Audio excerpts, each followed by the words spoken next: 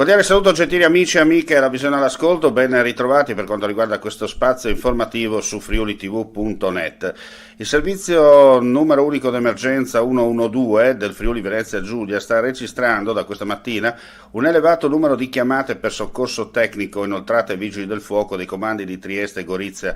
Le chiamate riguardano segnalazioni inerti, i danni e gli effetti causati dal vento forte. Si tratta di oltre 150 chiamate all'ora rispetto alle 70 medie del periodo.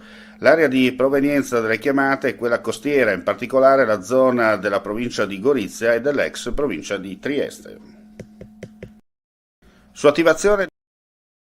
Su attivazione dei vigili del fuoco, i volontari di protezione del comune di Palmanova stanno intervenendo a supporto per domare le fiamme di un incendio boschivo divampato a Gonars nell'area di Via Molini.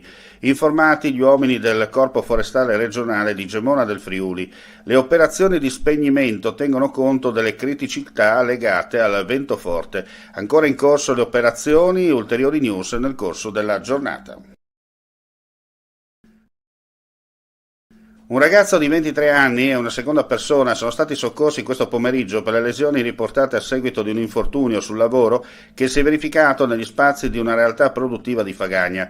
Per causa in corso di accertamento da parte dei carabinieri della compagnia di Udine, mentre stavano lavorando con un prodotto chimico si è liberata una sostanza tossica. Il 23enne è rimasto gravemente ustionato, mentre l'altra persona è intossicata per aver inalato la sostanza. Le equip sanitarie hanno preso in carico i due feriti. Il 23enne è stato trasportato in codice rosso con l'eliambulanza all'ospedale di Udine per una prima valutazione. L'altra persona è stata accompagnata nello stesso nosocomio in ambulanza con a bordo il medico dell'automedica in codice giallo, attivati per quanto di competenza i vigili del fuoco sul posto della squadra proveniente dal comando di Udine. E con questa notizia chiudiamo qui questa edizione flash, grazie per la visione all'ascolto, non resta che augurare a tutti voi un buon proseguimento di giornata.